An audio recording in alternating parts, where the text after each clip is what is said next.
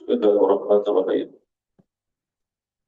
نستعين والعاقبة للمتقين، والصلاة والسلام على نبينا وحبيبنا وشفيعنا وقرة أعيننا ونور قلوبنا محمد عبده ورسوله وحبيبه وصفيه وخليله.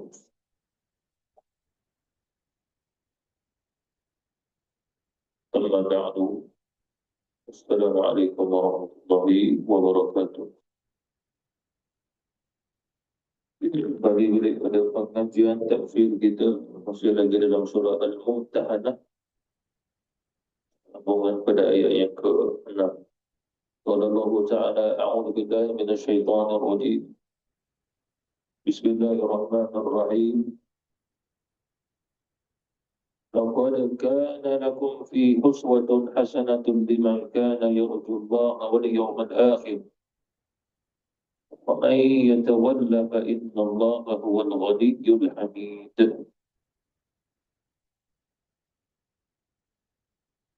عسى الله أن يجعل بينكم وبين الذين عاديتم منهم مودة والله قدير والله غفور رحيم. لا ينهاكم الله عن الذين لم يقاتلوكم في الدين ولم يخرجوكم من دياركم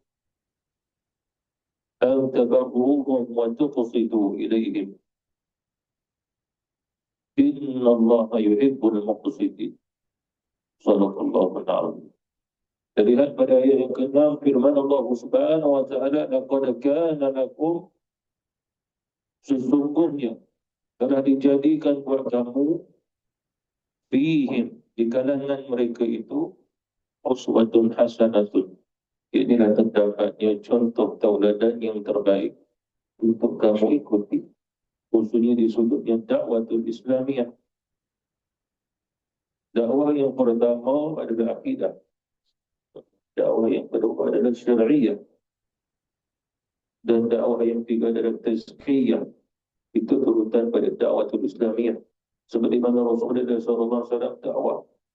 Awalnya Nabi menyuruh manusia agar menyembah Allah Subhanahu wa taala. Itu adalah akidah. Sekiranya manusia itu belum berada di atas landasan akidah yang sebenar, maka bagaimana dia nak melaksanakan syariat? Syariat itu seperti mana solat, syariat itu seperti mana dia puasa. Lalu kalau sekiranya dia belum lagi mentauhidkan Allah, bagaimana dia nak terima solat, sedangkan solat itu inna salati wa nusuki wa mahyaya wa mamati lillahi rabbil alamin. Lillahi rabbil alamin, sedangkan dalam jiwa hatinya masih ada lagi sembahan selain daripada Allah Subhanahu wa taala. Sebagian ulama-ulama kita nyatakan pada ayat yang ke-6 ini adalah bersifat dengan sifat taukid ataupun takkid, pengulangan. Seperti mana kita lihat pada ayat sebelum ini, itu pada ayat yang keempat. Qad kana lakum uswatun hasanatun fi Ibrahim walladzina ma'ahu. Di sini Allah Subhanahu wa taala mengulang uswatun hasanatun. Pengulangan kata ulama. Itu memang biasa dalam Quran. Allah mengulang-ulang sehingga Allah bertanya dengan pengulangan. Fabi ayyi ala'i rabbikuma tukadziban wailul lil mukadzibin. Diulang oleh Allah Subhanahu wa taala. Kenapa? Kerana kehidupan manusia dia melalui pengulangan itu dulu. Oleh kerana itu dakwah dia tidak boleh sekali, dakwah itu perlu berulang, dan yang diulang adalah yang sama. Contoh kita hafal Quran, baca Quran, hafal Quran, surah Yasin ke surah Al-Mulk, kan itu yang sama. Tidak pernah berkurang, tidak pernah bertambah. Lalu begitu juga dakwatul Islamiyah itu tauqifiyah. Tidak dikurangi caranya, tidak ditambah lagi. Cukup memadai ikut cara Rasulullah SAW kerana itu cara yang terbaik. Lalu Allah Subhanahu wa taala menyebut kembali, laqad kana lakum fihim uswatun hasanatun. Kalimah pada fihim menunjukkan pada Nabi Ibrahim alaihi salatu wassalam walladzina ma'ahu. Cuma persoalannya mengapa Allah Subhanahu wa taala menyebut juga walladzina ma'ahu dan bersama orang-orang dengannya agar kita mengetahui Nabi Ibrahim tidak berseorangan dalam dakwatul Islamiyah. Para Nabi Allah Subhanahu wa taala adanya al-hawariyun kata Rasulullah. Makna pengikut-pengikut setia. Sehingga kata Rasulullah SAW bahawasanya aku juga mempunyai akan al-hawariyun. Nabi Isa alaihissalam pun memiliki al-hawariyun. Dan semua para Nabi, para Rasul, kata Rasul SAW bisa dikaitkan dengan al-hawariyun kerana mereka tahu kaedah yang lengkap, yang sempurna dalam dakwah itu. Jadi golongan ini Allah Subhanahu wa taala menyatakan uswatun hasanatun. Itu yang perlu kita ketahui. Bila dikaitkan dengan uswatun hasanatun, apa yang sesuai dengan kita. Allah berfirman, la yukallifullahu nafsan illa wus'aha. Allah Subhanahu wa taala tidak membebani akan hambanya melainkan sekadar yang dia mampu untuk melakukan. Kaedah yang demikian. Itu kaedah di sudut syariah atau Islamiyah. Jadi uswatun hasanatun kata ulama dimulai kembali dengan Nabi Ibrahim. Cuma kita lihat uswatun hasanatun pada Nabi Ibrahim kaitan dengan apa? Kaitan dengan inni bari'un. Seperti mana disebut oleh Allah Subhanahu wa taala kata Nabi Ibrahim alaihi salatu wassalam, inna bura'a'u minkum. Sesungguhnya kami berlepas diri daripada kamu sekalian. Lepas diri pada apa? Syirik kepada Allah. Wa mimma ta'buduna min dunillah. Dan daripada apa yang kamu sembah selain daripada Allah Subhanahu wa taala. Jadi inilah uswatun hasanah. Bahkan bila turunnya ayat ini, para sahabat Rasulullah memahaminya. Memahami apa maksud itu? Memahami bahawasanya kesyirikan tidak boleh diulangi. Dan mereka membenci kesyirikan. Itu tandanya hati mereka benar-benar dalam mencintai Allah dan Rasul.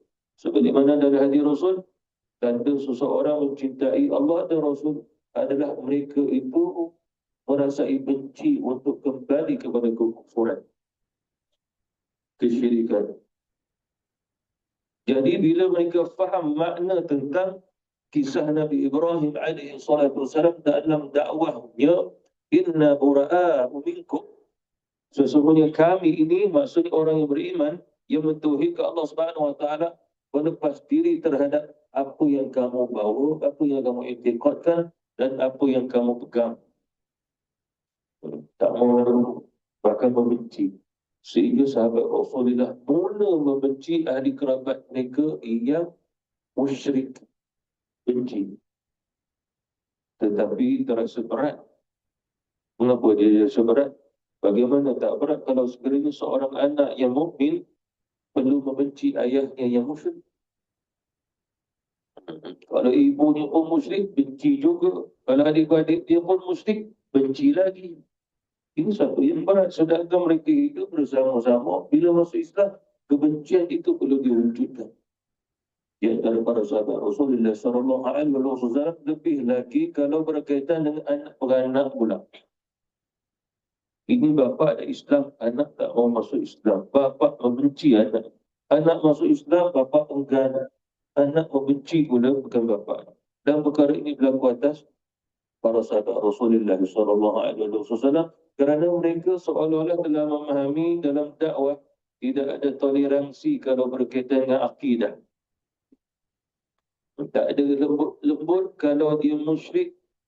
Apa maksudnya di sini? Yakni kita tidak boleh menangkan, kita tidak boleh raikan, dan kita juga tidak boleh memuliakan apa yang mereka bawa. Apa maksudnya di sini? Memang dalam akidah kita tak boleh memuliakan kesyirikan. Agama yang lain kita tak boleh memuliakan kerana dia dibina atas dasar kesyirikan, kebatilan. Apa maksud memuliakan? Yang pertama, seseorang tidak akan memuliakan melainkan dia terima dengan jiwa dia. Jadi tidak boleh memuliakan agama yang lain. Bahkan agama yang lain itu juga kata ulama akidah dan sunnah wal jamaah, dia bukan agama, dia budaya. Tetapi telah diamkan, dimasyhurkan secara muamalah masyarakat, sehingga masyarakat pun tengok itu agama. Tapi kalau ikut pada akidah, satu-satunya agama inna dina indallahi Islam, hanya Islam. Lalu yang lain-lain disebut agama, kita yang sebut agama, Allah tak sebut agama. Ad-din itu Islam itu. Kita yang menyebut ni. Yahudi itu agamanya, Nasrani itu agamanya. Hakikatnya itu semua adalah budaya. Kerana Allah kata inna dina indallahi Islam. Kalau di Islam, maka dia ada agama. Tapi kalau dia tak di Islam, itu bukan agama. Kaedah daripada Allah, bukan kaedah akal-akal manusia. Itu. Liman kana yarjullaha wal yawmal akhir. Itu pun Allah Subhanahu wa taala kata dengan kalimah syarat. Liman ini adalah syarat kalimah lam. Man tu bagi orang yang taklif, yang berakal. Itulah syaratnya kepada mereka yang mengharapkan Allah dan juga akhirat. Apa maksudnya? Yang beriman kepada Allah, yang beriman kepada akhirat. Indahnya begitu. Seperti mana Rasulullah, laqad kana lakum fi Rasulillahi uswatun hasanah liman kana yarjullaha wal yawmal akhir. Jadi untuk Rasulullah ada ayatnya. Untuk Nabi Ibrahim pun ada ayatnya. Jadi mengapa Allah Subhanahu wa taala letakkan syarat di sini agar diketahui bahawa ada di kalangan orang-orang yang bukan Islam juga dikatakan kami mengikut Abraham. Kata bahasa dia Abraham. Kami mengikut Abraham. Cuma soalannya Abraham ini maksudnya adalah Ibrahim. Adakah dia menyembah berhala? Jawapannya tidak. Dia menyembah Allah. Kamu mengatakan kamu mengikut Abraham. Tetapi kamu sendiri itu menyembah berhala. Nabi Ibrahim itu ada beberapa kaedah bacaan. Salah satu Abraham. Salah satu lagi Ibrahim. Juga dibaca Ibrahim. Abraham. Ada beberapa kaedah bacaan. Itu semua dibaca oleh Rasulullah sallallahu alaihi wasallam.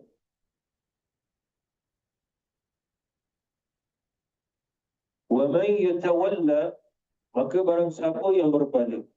Jadi manusia tidak akan berpaling, mereka mesti ada sesuatu sampai dulu kepada dia. Jadi manusia itu taklifnya wujud. Apa maksudnya? Manusia itu wujud dengan pilihan dan ikhtiar. Dia nak terima ataupun tidak. Tetapi Allah kata kalau sekiranya dia tidak terima, fa inna Allah huwal ghaniyyul hamid. Maka sesungguhnya dia adalah Allah Subhanahu wa taala Maha Kaya lagi Maha terpuji. Di sini disebut ma'nawiyah ayatnya adalah Allah Subhanahu wa taala perintah agar manusia menyembahnya. Tetapi barang siapa berpaling dengan menyembah Allah, maka tidak ada kesan kepada Allah Subhanahu wa taala. Oleh kerana itu Allah kata huwal ghani. Maksud ghani adalah dia perintah menyembahnya, tetapi bukannya agar bilanya mereka menyembah Allah Subhanahu wa taala maka terselahlah keagungan Allah. Bukan itu. Satu. Yang kedua ulama kata huwal ghani, ialah Allah yang Maha Kaya, iaitu Allah perintah manusia untuk beribadah padanya, menyembahnya dan jangan mensyirikkannya. Tetapi Allah tidak berhajat dengan perintah itu sendiri. Allah perintah. Bila Allah Subhanahu wa taala perintah, maka kebaikan itu kembali daripada hamba kepada Allah Subhanahu wa taala. Jadi maksudnya adalah dia Allah Subhanahu wa taala yang tidak pernah berhajat dengan ibadah-ibadah setelah Allah perintah manusia beribadah kepada dia. Itu yang perlu kita ketahui.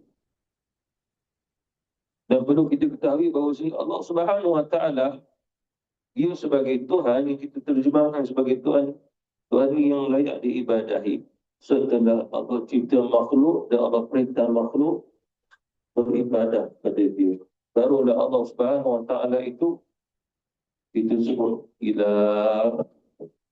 Tetapi sebelum Allah Subhanahu wa taala ciptanya alam semesta, ciptanya makhluk, Allah itu wahid, Allah itu ahad, Allah itu witr, Allah itu fardun. Tidak ada kaitan dia ilah. Itulah Allah pada zatnya wujud. Jadi oleh kerana itu bila Allah perintah, dia tidak berhajatkan dengan apa yang diperintah, termasuk ibadah hamba-hambanya setelah hamba itu beribadah. Apa maksudnya di sini? In ahsantum ahsantum di anfusikum. Ya ini tak kala mana kamu melaksanakan perintah Allah dan kebaikan-kebaikan itu semua, maka kebaikan itu kembali adalah untuk kamu. Bukan untuk Allah Subhanahu Wa Taala. Di sini juga kata ulama, dalil bahawasanya Allah Subhanahu Wa Taala tidak berhajat pada seluruh makhluk yang dicipta. Kerana dia wal ghani.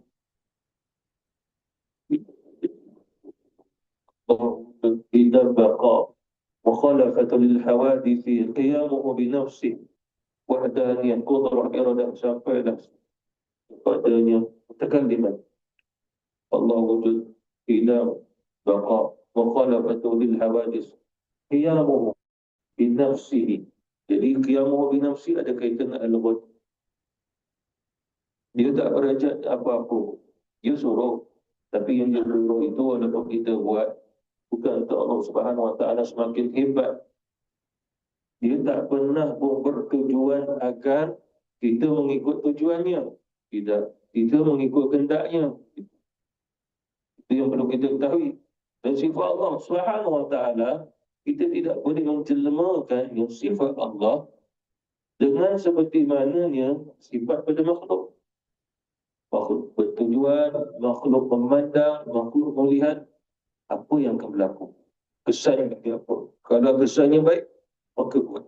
Jadi Allah Subhanahu Wa Taala itu maha bijaksana, maha adil, maka tidak ada kaitan langsung. Allah perlu melihat dulu. Kalau sekiranya baik, Allah perintah. Kalau buruk, Allah tak perintah. Allah perlu melihat. Itu tidak. Allah tidak berhajat dengan itu semua. Dan begitu juga Allah Subhanahu Wa Taala juga tidak pernah berhajat mengikut pada sebab-sebab yang diwujudkan oleh makhluknya. Jangan terbalik. Allah tidak pernah mengikut makhluk. Makhluk mengikut dia. Makhluk mengikut kehendak dia. Dan Allah tidak pernah mengikut kehendaknya makhluk. Kerana dia qadim lagi azali. Itu akidatul Islam. Dan banyak lagi perbincangan yang sangat luas tentang Allah Al-Ghani. Kata Abdullah bin Abbas, dialah Allah zat yang maha kaya, yang tidak berhajat dengan apa-apa. Tak berhajat apa-apa pun. Maknanya tidak memberi kesan. Allah Al-Ghani memberi kesan kepada kita. Tetapi kita sendiri tak dapat memberi kesan kepada Allah Subhanahu Wa Taala. Contoh mudah begini, hidayah itu bukan makhluk. Hidayah itu sifat Allah Al-Hadi. Mesti itu bukan makhluk. Kerana sifat Allah Ar-Razak, Al-Mu'ti, Al-Wahhab. Itu sifat Allah, sifat-sifat Allah bukan makhluk. Cuma kesan yang sampai ke kita. Kesan Allah dengan nama tadi, sifat tadi sampai kepada kita dengan dia afal perbuatan sehingga kita dapat rezeki. Makanan kita makan, minuman kita minum. Itu semua makhluk. Iman itu bukan makhluk, kata ulama, kerana dia hidayah daripada Allah Subhanahu Wa Taala. Islam itu bukannya makhluk, dia adalah hidayah. Cuma mengamalkan iman dan Islam dengan perbuatan, dengan hati, dengan jiwa, tasdik fi qalbi, itu makhluk. Itu kita tahu itu. Sebabnya adalah akidatul Islam. Al-Hamid, dialah Allah Subhanahu Wa Taala yang layak untuk mendapat pujian. Dan pujian pada Allah itu adalah mutlak. Kita memuji di antara kita, tetapi semua pujian itu tidak mutlak. Mengapa? Agaknya seseorang itu seseorang itu tidak dikatakan hebat, melainkan mesti ada orang kata dia hebat. Selagi mana orang tak kata dia hebat, tak dikenali kehebatannya. Contohnya gunung yang kita lihat, wah, hebat betul gunung ni. Kehebatan gunung itu tidak akan dikenali melainkan orang memandang hebat di gunung. Sekiranya tidak memandang demikian dengan memandang hebat di gunung ini, dia tetap gunung. Tidak dikenali sebagai gunung yang hebat. Itu. Jadi begitu juga pujian. Seseorang itu tidak dikenali sebagai orang yang telah mendapat pujian, sanjungan daripada sesiapa pun, sehingga terlebih dahulu dia disanjung dan dipuji. Okey. Kaedah ini bukan mutlak. Dan kaedah ini tidak ada pada Allah Subhanahu Wa Taala. Mengapa agaknya? Disebabkan adanya dorongan untuk memuji, maka barulah dia telah dipuji. Tetapi Allah Subhanahu Wa Taala dia sendiri memuji atas zatnya. Bila Allah Subhanahu Wa Taala memuji atas zatnya, maka ini mutlak. Apa maksudnya mutlak? Memang layak untuk mendapat pujian. Kerana apa? Dia sempurna. Okey, begini. Kita kena tahu perbandingan kita dengan Allah Ta'ala. Manusia mendapat pujian. Hari itu, esok dah tak dapat dah. Jadi dia dapat pujian sekali. Okey, bila dia tak dapat pujian, dia tu siapa? Dia seperti mana sebelum dapat pujian. Maka pujiannya akan lebur, pujiannya akan hilang. Tapi Allah Subhanahu Wa Taala dia memuji atas zatnya, maka tidak pernah hilang. Layak baginya mendapat pujian. Itu yang kita terjemahkan Alhamdulillah. Segala puji-pujian yang layak hanya bagi Allah Subhanahu Wa Taala. Sebab pujian atas Allah tidak pernah berakhir. Tidak pernah berakhir. Seperti mana contoh manusia mempunyai satu title dia, nama dia. Lalu kita pun menyebutlah nama title tersebut. Akan tetapi tak kala mana dia mati, maka title itu sekadar panggilan. Dia tidak ada manfaatnya lagi. Allah Subhanahu Wa Taala, walaupun manusia berhenti pada memuji Allah, dia tetap Allah atas zatnya yang dia sendiri memuji atas zat dia. Jadi oleh kerana itulah Al-Hamid ini hanya untuk Allah Subhanahu Wa Taala dan bukan selain daripada Allah Subhanahu Wa Taala. Cuma kaedahnya kita perlu menjadi Abdul Hamid. Al-Ghani, kita perlu menjadi Abdul Ghani. Seperti mana Allah kata Bismillah, kita perlu menjadi Abdullah Ar-Rahman Ar-Rahim. Kita perlu menjadi Abdul Rahman Abdul Rahim. Akhlak. Jadi bagaimana kita nak menjadi Abdul Ghani, hamba kepada Allah yang Maha Kaya, agar kita mengetahui segala-galanya ini semua milik Allah. Tak ada satu zarah kita nak nisbah, ini milikku.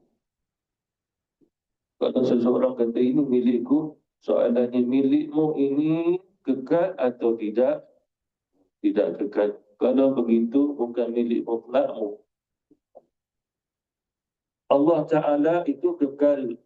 Maka dia Al-Ghani yang kekal. Jadi kita hamba Allah Subhanahu Wa Ta'ala perlu memandang sebagai cerminan. Sekiranya Allah kekal, maka kita binasa. Sekiranya Allah Maha Kaya, maka kita fakir. Dan kita boleh jadi Abdul Ghani. Siapa sini jadi nama Abdul Ghani? Angkat tangan. Malu punya. Jadi jangan sekadar nama Abdul Ghani, tak tahu di Abdul Ghani bagaimana dengan Allah.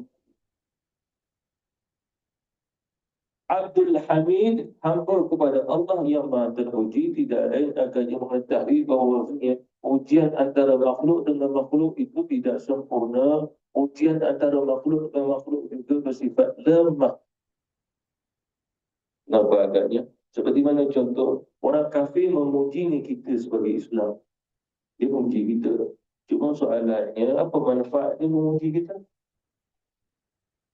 Adakah derajat kita makin tinggi, kita dapat pahala, kita dapat ma'rifatullah setelah orang kafir memuji kita? Jawapannya bukan ada apa pun.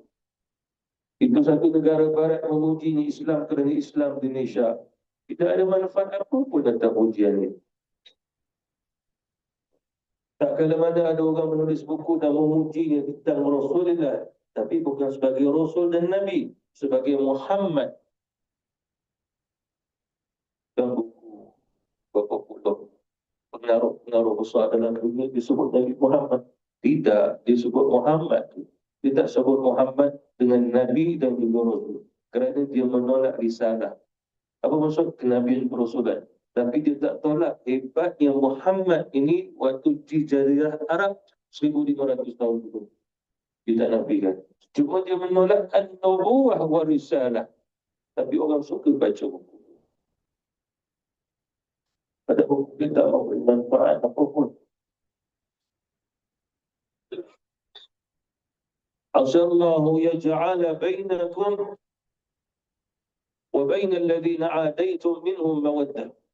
Semoga Allah Subhanahu wa taala dia itu menjadikan di antara kamu dan di antara orang-orang yang sekarang ini atau ketika itu yang menjadi musuh kamu sehingga akhirnya menjadinya mewujudkan di antara kamu dengan mereka mawaddah, kasih dan sayang.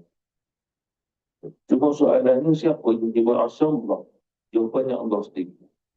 Di sudut bahasa Arab kata ulama asallah, begitu juga la'alla adalah arwajah, pengharapan bagi kita. Semoga di antaranya ahli kerabat itu berakhir dengan mawaddah, kasih dan sayang. Tetapi bukan mawaddah, kasih dan sayang sehingga restu anaknya sebagai musyrik. Bapa Islam merestui anak sebagai musyrik. Bukan demikian. Itu yang perlu kita ketahui. Jadi kata ulama yang dimaksudkan di sini asallahu an yaj'ala bainakum wa bainal ladzina 'adaitum minhum mawaddah. Moga-moga Allah memberi hidayah Islam dan iman kepada mereka-mereka yang masih musyrik sehingga mereka semua masuk Islam dan mewujudkan mawaddah. Seronok bila tengok anak dah masuk Islam. Siapa yang melihat? Ayahnya. Anak seronok tengok bapa dah masuk Islam, mak dah masuk Islam, adik-beradik masuk Islam. Ini semua membina mawaddah. Macam kita hari ini, seronok kawan kita masuk Islam. Seronok. Mestilah seronok. Selamat daripada api neraka selama-lamanya. Kita buat Alhamdulillah. Jadi kembali balik ayat ni. Asalnya dia masuk Islam. Ya, Allah yang kata dia masuk Islam. Lalu dia masuk Islam, maka dia adalah mahabbah. Dia kekasih Allah Subhanahu wa ta'ala. Mahabbatullah. Dia pun cinta Allah dan Rasul kerana itulah dia Islam. Dia pilih Islam. Takkan dia pilih Islam tanpa mencintai Allah dan juga Rasul. Takkan dia masuk Islam tak ada tujuan untuk Islam. Tujuan Islam adalah mahabbatullah wa mahabbatul Rasul. Ada beberapa kisah dalam ayat ini. Kedua ulama-ulama kita, kisah ini ada kaitan dengan Fathul Mekah pada 8 Hijriah. Pada awalnya musyrikin Mekah menunggu-nunggu untuk memeranginya Rasul dan umat Islam. Lalu Rasulullah SAW bagi tahu sahabat, jangan memerangi mereka, berlemah lembut dengan mereka. Lalu Rasulullah SAW dakwah pada mereka sejak mula Nabi sampai Nabi dakwah sampai tengah malam. Adakah orang dakwah daripada subuh sampai tengah malam? Ada, Rasul.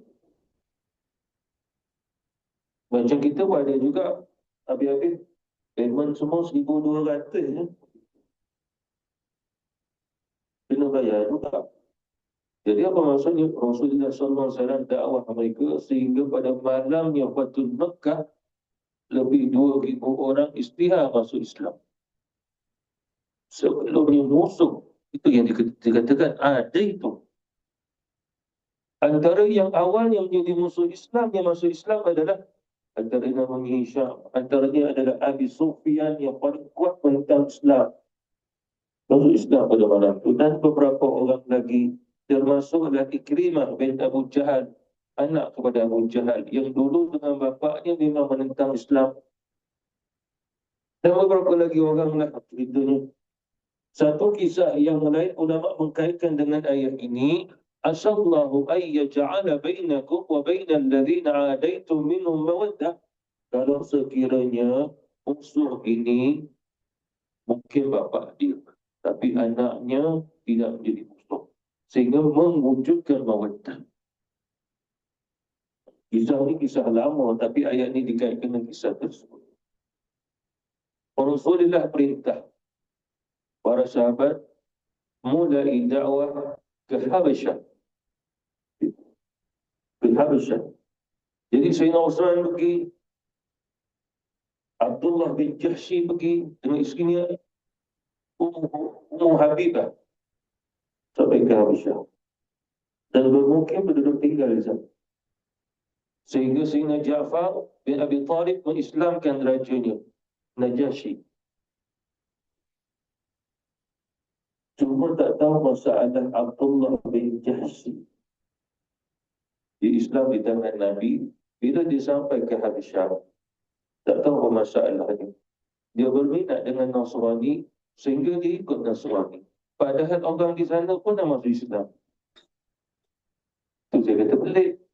Kita tak tahu hidayah Allah Ta'ala. Jadi isterinya Ummu Habibah, suaminya perintah, kamu kena ikut. Aku Nasrani. Aku tidak mahu lagi mengikut agama Muhammad Islam. Ummu Habibah tidak mahu, akhirnya ditinggalkanlah suaminya Abdullah bin Jahsy. Sehingga Abdullah bin Jahsy mengikut Nasrani dan mati atas Nasrani. Oh, ini bukan kisah hari ini, kisah pada zaman Rasulullah pun dah ada orang yang begitu. Kita kata murtad lah. Jadi tinggallah Ummu Habibah tinggal di Habasyah. Di sana ada Sayyidina Uthman lagi. Ada beberapa riwayat Rasulullah SAW tulis surat. Surat itu sampai pada Uthman agar Uthman menghinakan Ummu Habibah untuk Rasulullah. Satu kisah. Kisah yang lain adalah agar ini utusan Rasulullah sampaikan kepada Najasyi, raja di sana, agar meminang Ummu Habibah untuk Rasulullah. Akhirnya berlaku. Jadi peminangan itu berlaku sehingga Raja Najasyi keluarkan hartanya sebagai mas kahwin untuk Ummu Habibah daripada pihak Rasulullah 400 dinar. Banyak ke sikit 400 dinar tu? Banyak lah. Kenalah pula dia raja yang kaya. Kita ada raja kaya bagaimanapun, tak ada nak tolong kita bayar mas kahwin banyak tu. Dia kaya-kaya dia tak bantu buat mas kahwin. 400 dinar bagi pihak Rasulullah. Tapi yang mengeluarkannya adalah Raja Najasyi. Satu riwayat lagi, Sayyidina Uthman meminang dia untuk Rasul, dia pun terima. Jadi akhirnya Ummu Habibah menjadi isteri baginda Rasulullah SAW. Lalu kata ulama, dikaitkan dengan ayat ini. Dikaitkan dengan ayat ini. Dan perlu kita ketahui bahawasanya Ummu Habibah ini tidak lain melainkan dia adalah anak kepadanya Abu Sufyan. Waktu itu kafir dia. Dan itu dia cerita tadi, bapa itu musuh, tapi anaknya tidak menjadi musuh. Mawaddah. Jadi Islam mengadakan kasih sayang dengan yang Islam walaupun bapa dia kafir. Apa maksudnya? Kalau bapa kafir, jadi jangan mengingat dia. Seperti mana kisah Ikrimah bin Abu Jahal. Okay. Ikrimah bin Abu Jahal. Dulu Ikrimah memang jahat dengan bapa dia. Menentang Rasulullah. Ya Allah beri hidayah kepada Ikrimah, sehingga Ikrimah orang masuk Islam. Bapaknya Abu Jahal kan tak mau masuk Islam. Menentang Rasulullah sampai bapak dia mati. Bila mati, sahabat Rasulullah SAW pun mencela. Mereka mencela Ikrimah sebagai anak Abu Jahal dan mencela juga Abu Jahal. Lalu Rasulullah pun bersabda, janganlah kamu mencela orang yang hidup, yang mukmin, dan juga jangan mencela orang yang dah mati walaupun dia kafir. Kenapa? Tak memberi manfaat dan kamu. Sebab ini urusan Allah, bukan urusan kamu. Jangan cerita lagi keburukannya, memang dia dah buruk, memang mati kafir. Cuma jangan mencelanya. Allah Subhanahu Wa Taala yang menguruskannya. Allah yang mengetahui mati dia bagaimana, ada Allah juga yang menghukumnya. Itu yang diajar di Rasulullah SAW. Jadi sehingga cerita Ikrimah bin Abu Jahal menjadi mawaddah, menjadi kasih sayang. Sehingga Rasulullah pun mencintai Ikrimah. Ikrimah juga mencintai Rasul. Bahkan dalam banyak peperangan Ikrimah banyak membantu Rasulullah. sallallahu alaihi wasallam. Jadi ini dia cerita asallah, kalimah asa ini moga-moga. Kata ulama, asa ini adalah satu perjanjian Allah dengan hamba-Nya. Semoga Allah mempertemukan musuh sehingga musuh itu jadinya orang yang adanya kasih sayang dengan kasih sayang Islam dan iman. Itu bahasa kata Imam bin Al-Qa'idah dimeriwayatkan dalam satu riwayat hadis qudsi. Wahai hamba-Ku, apabila kamu membenci akan hamba-hamba-Ku yang lain, maksudnya membenci seseorang walaupun dia musyrik kafir, jangan benci dia seluruhnya. Sebab aku yang ciptakan dia. Jadi ciptaannya jangan benci. Yang benci itu adalah perbuatannya syirik. Diri dia, batang tubuh dia, jangan kamu benci sebab aku yang cipta dia. Yang kamu perlu benci perbuatan mungkar dia, bukan diri dia. Dan begitu juga Allah Subhanahu wa taala menyatakan, apabila kamu benci itu jangan benci seluruhnya. Kerana apa? Kerana aku berkuasa untuk mengislamkan dia. Hari ini kamu benci, esok Islam. Kamu benci sungguh sebab kamu lihat kekafirannya. Tapi bila kamu beri hidayah, kamu nak mana apa? Kamu tidak tahu bahawa dia mati Islam sebab kamu mati dulu. Jadi kamu jangan bencinya, tapi doakan dia. Itu maksudnya jangan berbenci seluruhnya sebab kita tidak tahu walaupun dia musuh Islam, tapi bila Allah Subhanahu wa taala memberi hidayah, mawaddah dia. Itu. Sebab kita kena tahu bahawa Allah memuji kita. Ada orang yang paling kita benci, tapi bila kita susah, dialah orang nombor satu bantu kita. Di antara kita ada orang yang paling kita sayang, kita pun sayang dia, sayang kita. Bila kita susah, lari dia pada kesusahan kita. Betul ke tidak? Banyak pengalaman. Betul tu.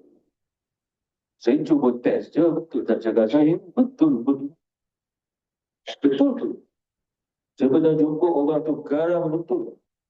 Dekat sekolah tahfiz itu. Dia mudir lah. Orang betul tak pernah jumpa orang segarang dia.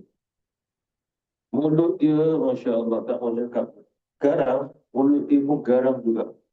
Tetapi dalam garang-garangnya saya tak pernah jumpa orang yang paling suka membantu macam dia. Dan satu, kalau dia baik, saya tak pernah jumpa orang baik macam dia. Garang, tak pernah jumpa macam garang macam dia. Tapi bila dia baik, tak pernah jumpa orang baik macam dia. Saya nak jumpa dia ambil haji 40 kali. Sendiri dia ambil haji. Waktu boleh pergi ambil haji sendiri dah. Sekarang ni memang tak lepas. Wallahu ta'ala alam. Nanti kita kena sambung ni. Wallahu qadir. Wallahu ghafurur rahim. Wabillahi taufiq wal hidayah. Wassalamualaikum warahmatullahi wabarakatuh.